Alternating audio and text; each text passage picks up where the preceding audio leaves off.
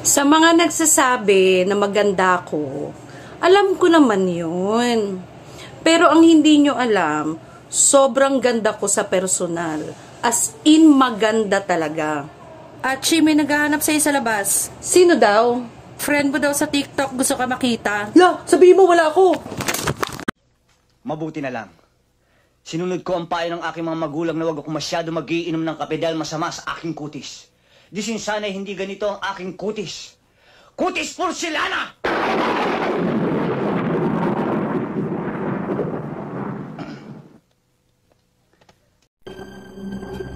Nanghiram ka ng asawa? Pinahiram kita. Ay sabi mo isang gabi lang ngayon gusto mo nang angkinin? Sino ka? Kung sino man dito ang may narating na sa buhay, gusto ko lang malaman saan kayo dumaan. Pre, pautang muna ng 3 kilong bigas at saka 3 sardinas. Babayaran na lang ni Mari mo pagdating niya galing abroad. Walang problema, pre. Ikaw pa. Kailan pa babalik si misis mo? Nag-a-apply pa lang, pre. Pero may pag-asa naman daw.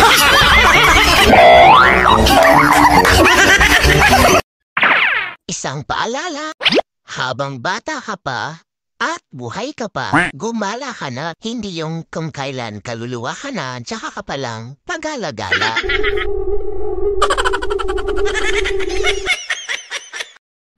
Alam mo tol, pansin ko lang yung tindera dyan sa harapan natin, parang nagkakagusto sa akin.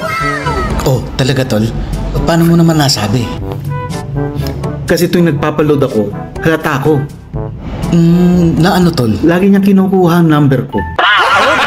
Bago!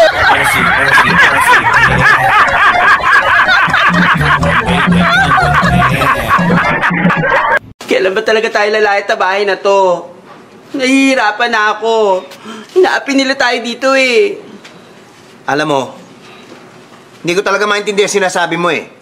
Siguro kaya tayo inaapin dahil ganyan ka magsalita. Ayusin mo kasi. Kahit ganito ako magtalita, atlet, ikaw, hindi mo matabi ang gusto mo tabihin. Ano ka ba? Wala, basta. Umalis na tayo dito. Nahihirapan na ako. Wala tayong makain. Wala man lang ako kahit itang kuting. Kuting? Nagkakain ng kuting. Nasira na ba ulo mo?